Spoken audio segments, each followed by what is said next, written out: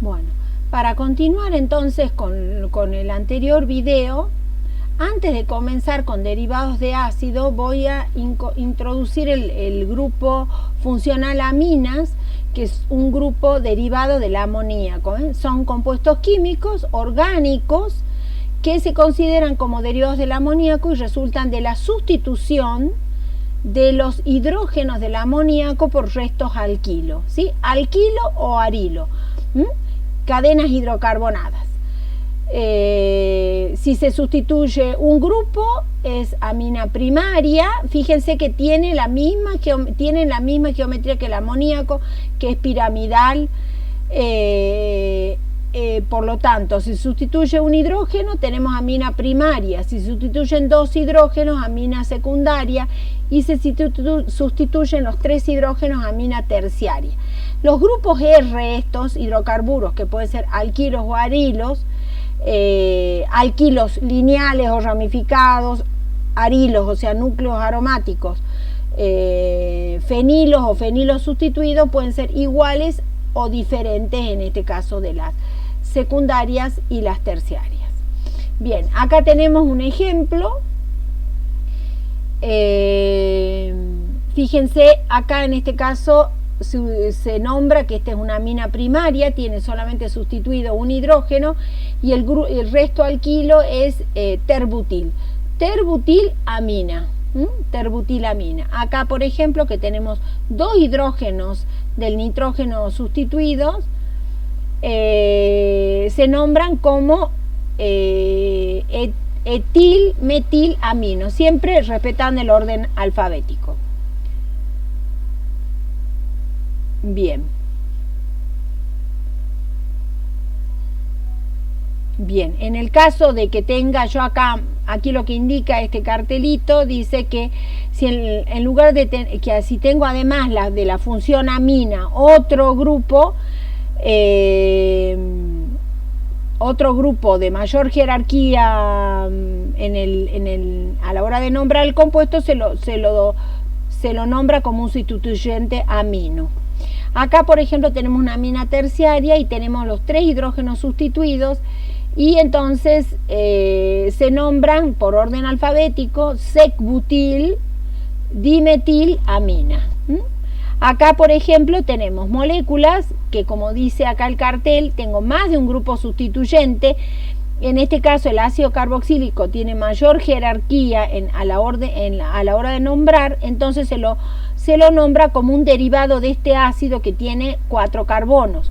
Entonces, se lo puede nombrar como, si este es carbono 1, el que tiene el grupo carboxilo, 1, 2, 3 y 4, 4 ácido, siempre anteponiendo la palabra ácido 4 amino butanoico, o bien, como está escrito acá, considerando que el carbono, en vez de darle localizador numérico, le damos nombres con letras griegas.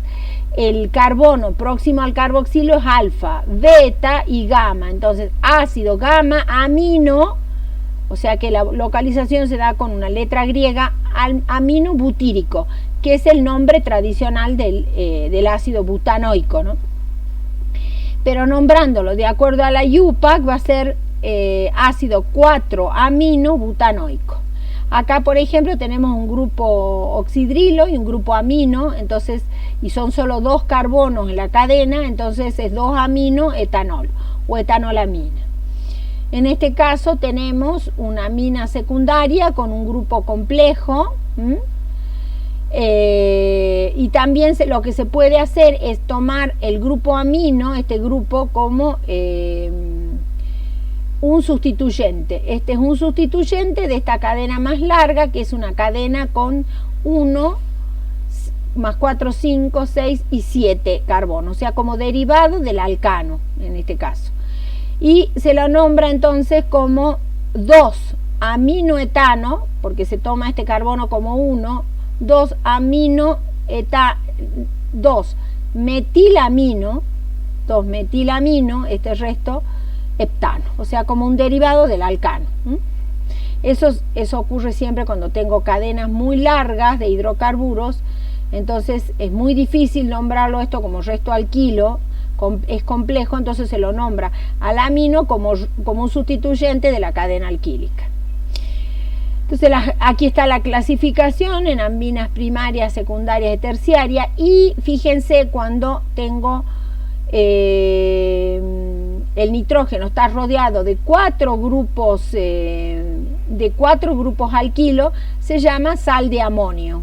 Y en este caso es un sal de amonio que tiene un catión, que es el catión amonio. En este caso se llama tetrametilamonio. Quiere decir que el par electrónico disponible en el amonio ha sido aportado a un grupo alquilo, en este caso un grupo con carga positiva, o sea un carbocatión, y hace que todo el conjunto adquiera esa carga positiva, entonces se le llama sales de amonio, el catión amonio. O sea, este catión amonio, acuérdense, no es el nitrógeno, hidrógeno 4, sino que los hidrógenos están reemplazados por grupos alquilo. En este caso, grupos metilo. Bueno, acá nos recuerda que son piramidales como el amoníaco, nos dan datos de parámetros de enlace, como distancias de enlace, ángulos. Bien. Y ahora volvemos a nuestros derivados de ácido para volver a lo que conocíamos como las amidas. Las amidas en este caso son derivados de ácido porque el grupo carboxi, el OH, el grupo carboxi, es reemplazado por un grupo amino. Este grupo amino también puede ser sustituido. Dicen que, como en el caso de las aminas, podemos distinguir tres tipos de amidas como consecuencia de la sustitución de los hidrógenos del grupo amino por grupos alquilos o arilos, primarias, secundarias y terciarias. Acá tenemos esta amida derivada del ácido metanoico y se llama metanamida. Acá derivada esta otra amida derivada del ácido etanoico y se llama etanamida. Y esta derivada del ácido benzoico, benzamida. Las amidas se nombran cambiando la terminación ico o oico del ácido carboxílico del cual deriva por la palabra amida. Acá, por ejemplo, ya tenemos amidas con los hidrógenos sustituidos. Entonces, los hidrógenos del grupo amino sustituidos por grupos alquílicos. Entonces, aquí en este caso lo que se hace es colocar el N simbolizando el átomo de nitrógeno con mayúscula. N-metil quiere decir que ya tengo una sustitución en el nitrógeno del grupo amino de la amida por un grupo alquilo. Entonces, N-metil acetamida o etanamida también, porque está unida a un carbono a una cadena con dos carbonos. En este caso, por ejemplo, ya fíjense, tengo los dos hidrógenos del grupo amino de la amida sustituidos por un metilo y un fenilo. Entonces se dice N-fenil por orden alfabético guión N-metil propanamida, porque la amida está unida a una cadena de 3 carbonos. La cadena derivada del ácido carboxílico tiene 3 carbonos. Clasificación: primarias, secundarias o terciarias, según uno o los dos hidrógenos del grupo amino estén sustituidos. Según tengan uno o los dos hidrógenos del grupo amino. Sustituido, falta acá la palabra. Aquí está indicado cómo se nombran las amidas con los hidrógenos sustituidos. Bueno, acá como el resto que estábamos hablando, el caso de los alcanos, los alquenos, los alquenos, alcoholes, éteres, ácidos carboxílicos, aldehído, tienen su serie homóloga, que nos van dando los distintos elementos de la serie homóloga a medida que va creciendo el número de carbonos en la cadena. Y ahí está indicado cómo se nombra. Les sugiero que lo practiquen en este último. Acá tengo dos hidrógenos del grupo amino de la amida sustituido. Entonces, NN dimetil butanamida, porque está unida a una cadena de 4 carbonos derivada del ácido carboxílico. Bueno, los anhídridos de ácido, que son otros compuestos derivados del ácido carboxílico, que se forman de la unión de la condensación o unión de dos moléculas de ácido carboxílico, y se forma los anhídridos de ácido. Bien, esto está, a ver, esto lo vamos a acomodar un poquito.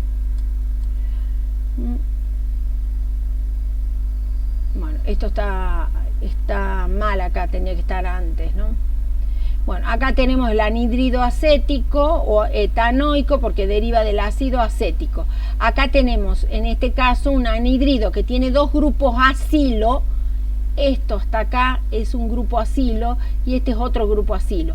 Los grupos acilo pueden tener una cadena R igual o diferente. Por ejemplo, en este caso tengo un anhídrido de ácido simétrico y acá tengo los dos grupos acilo diferentes, entonces los nombro en ese sentido. Anhídrido de los ácidos acético, derivado de este grupo acilo, y el ácido 2-hidroxipropanoico. Fíjense como el grupo H acá se lo nombra como hidroxi porque hay otros grupos funcionales en la molécula de mayor jerarquía a la hora de nombrarlos. Bueno, las aminas, las propiedades físicas de las aminas son compuestos polares, igual que el amoníaco. Las aminas primarias y secundarias se unen mediante puentes hidrógeno, igual que el amoníaco, o sea, el hidrógeno que queda sin sustituir en el nitrógeno de la amina va a formar puente hidrógeno, ¿no?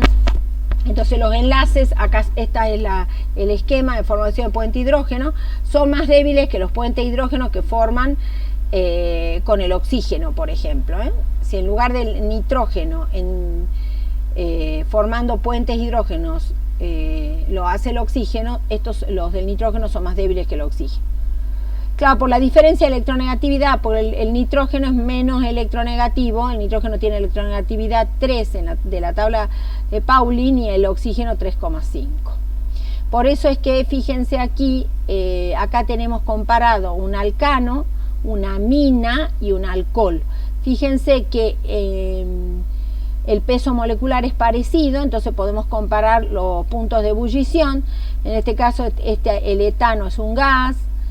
Fíjense que la amina ya no es un gas, es un líquido y tiene un punto de ebullición más alto que el alcano, porque forma puente hidrógeno, los hidrógenos del amino, pero no es tan alto el punto de ebullición como un alcohol, como el caso del metanol. Bueno, acá están marcados en un esquema las uniones puente hidrógeno de los hidrógenos de la amina. Vamos a volver a pantalla completa. Bien, entramos a lo que son los ácidos grasos. Los ácidos grasos son ácidos carboxílicos, como vimos recién, con algunas características especiales, ¿no? Tienen cadenas hidrocarbonadas muy largas, o sea, tienen de carbono 12 a 22, o sea que la parte apolar de la cadena es muy significativa y tiene mucha influencia en las propiedades físicas del ácido carboxílico. Puede ser que la cadena esa pueda estar saturada o insaturada. Por ejemplo, acá tenemos el ejemplo del ácido palmítico, que es un ácido que tiene 16 carbonos en la cadena. Acá tenemos otro ejemplo del ácido palmitoleico, que es un ácido carboxílico con un doble enlace, o sea, está insaturado. Fíjense cómo cambia la geometría, ¿no? Porque el doble enlace, fíjense, los carbonos doble enlace están en el mismo plano. Se representan entonces con la fórmula de esqueleto, de esta manera los saturados, de esta los insaturados, los monoinsaturados y los poliinsaturados. Los ácidos carboxílicos estos ácidos carboxílicos grasos tienen mucha importancia porque forman parte de las grasas. Las grasas pueden ser sólidas o líquidas. Si son líquidas son aceites. Y químicamente las grasas son ésteres carboxílicos que derivan de un alcohol, un polialcohol, el glicerol o propanotriol, y estos ácidos grasos. O sea, yo voy a recordar la formación cuando vimos derivados de ácido. En el caso de los ésteres, ¿Dónde están los ésteres? Acá están los ésteres. Yo les decía que esta reacción iba a ser muy importante cuando viera más adelante. En este caso es importante porque el ácido carboxílico que forma parte del éster, que es la grasa, es un ácido carboxílico graso que puede ser saturado, monoinsaturado o poliinsaturado. Y el alcohol es un triol, o sea, tiene 3 grupos oxidrilos. Entonces recordamos. Entonces recuerdan que entonces esas grasas son ésteres de esos ácidos carboxílicos grasos y el propano triol. Esto es lo que le llamamos nosotros triacilgliceroles. Bien. Bueno, esto también se coló, ya lo vamos a ir acomodando. Vamos a ver. Creo que lo debo tener acá, o si no lo voy a tener que ir incorporando. Acá. Esta es la parte que quiero mostrar. Lo voy a tener que ir organizando después. Fíjense, aquí están todos los ácidos, no todos, pero una buena cantidad de ácidos grasos que tienen de carbono 12 a carbono 24. Y fíjense el punto de fusión, son todos estos ácidos forman los ésteres con el glicerol y son ácidos, forman ésteres que son líquidos, ¿sí? Acá está el punto de fusión. Fíjense que a medida que va creciendo el tamaño de la cadena, esta es la serie de los ácidos insaturados. Fíjense acá en los ácidos grasos insaturados, va disminuyendo el punto de fusión,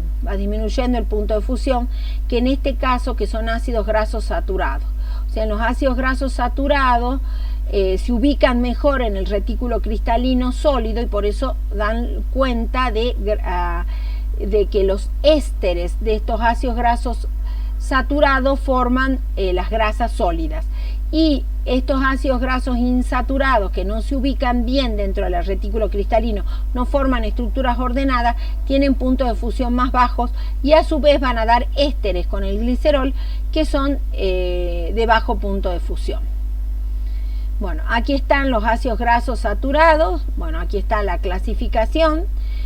Solo tienen enlaces simples entre los átomos de carbono. Son ejemplos de este tipo de ácido, el palmítico, con 16 átomos de carbono, que forma parte del aceite de palma. Es un éster del glicerol que forma parte del aceite de palma. El ácido esteárico, que es un ácido que forma un éster, con el glicerol, un triacilglicerol, que forma parte de una grasa denominada estiarina. Suelen ser sólidos, bueno, en este caso el palmítico no, pero bueno, suelen ser sólidos a temperatura ambiente. Los ácidos grasos insaturados tienen uno o varios enlaces dobles. En la nomenclatura abreviada se indica la longitud de la cadena y el número de dobles enlaces. La posición de los dobles enlaces se indica con un superíndice en el segundo número. Así, el ácido oleico o 9-octadecenoico se representa con C18 y un supraíndice 9 que indica la posición del doble enlace.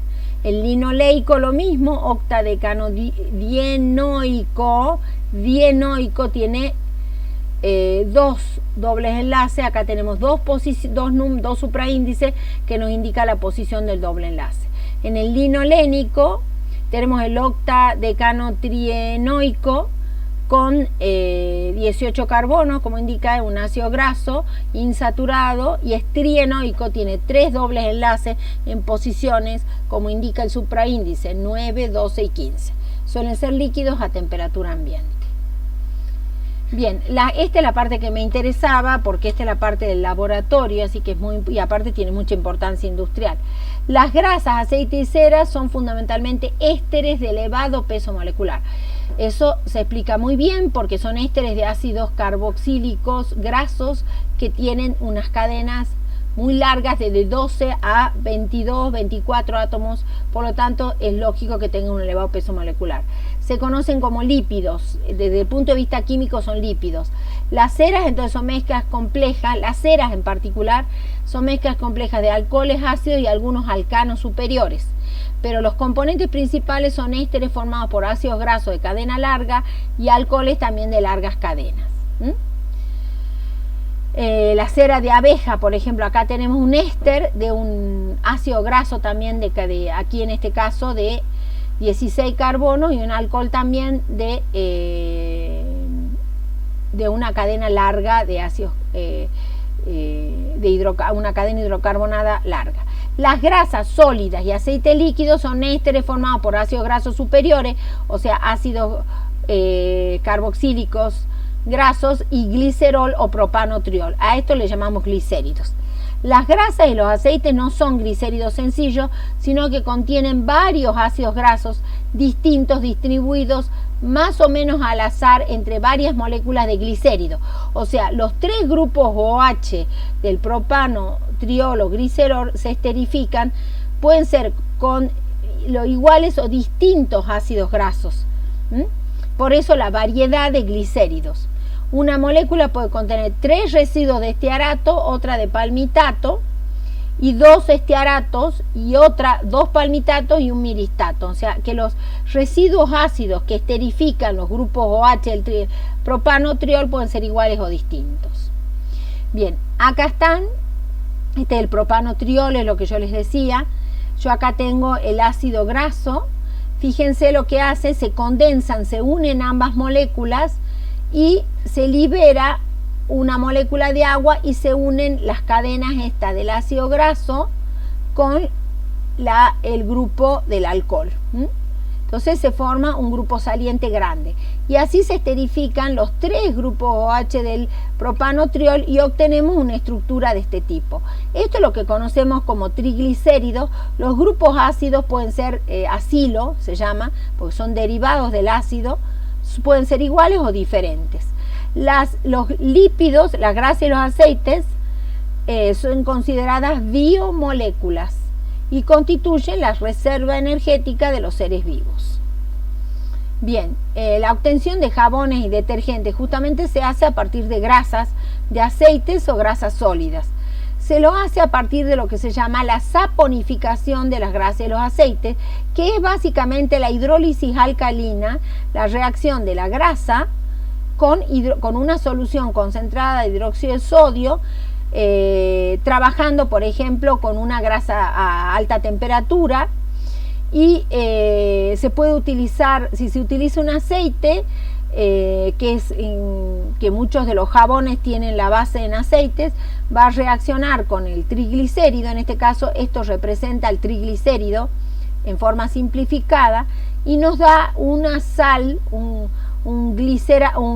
carboxilato de sodio más el alcohol, libera el alcohol. En el caso de las grasas, fíjense aquí, acá está completo el ejemplo. Necesito 3 moles de hidróxido de sodio para esterificar los 3 grupos los grupos acilo, que son no me sale el nombre, pero bueno, son restos de ácidos carboxílicos. Esterificar, liberar el glicerol como subproducto de la saponificación y formar estos carboxilatos. Estos carboxilatos son sales carboxílicas y por lo tanto son sólidas, y esto es lo que nosotros conocemos como jabón. Todo el detalle del procedimiento es bastante simple. El procedimiento muchas veces hasta se diría que es un tanto artesanal, hasta que se generalizó, digamos, la producción de jabón en forma industrial y su comercialización, se podía hacer en una casa, digamos. Se trabajaba con lo que le llamaban la lejía, que era una mezcla de hidróxido de sodio y carbonato de sodio, y se calentaba con grasa que sobraba de los alimentos, puede ser de la grasa de la carne. Se calentaba en una olla y se mezclaba y se calentaba hasta que se obtenía una mezcla que le llamaban lejía, que era una mezcla que tenía un altísimo contenido de hidróxido de sodio, muy irritante para la piel. Generalmente las personas que lavaban eran mujeres o mujeres de clase popular, así que realmente nadie se ocupaba de que su piel estuviera muy irritada. Los jabones y detergentes, vamos a ver que los detergentes se han sintetizado, se han preparado a semejanza de los jabones. Los jabones han sido las primeras sustancias que se han utilizado para la higiene, y los detergentes tienen una estructura molecular muy parecida. O sea, son moléculas que contienen dos grupos hidrocarbonados grandes. El grupo hidrófobo, que contienen grupos hidrocarbonados. Vamos a ver. Acordemos que son sales de ácidos carboxílicos. Entonces tienen una cabeza que es un carboxilato, tiene carga eléctrica esta zona. Entonces esta cabeza de la molécula de los jabones detergentes es polar y tiene una larga cadena hidrocarbonada de características apolares.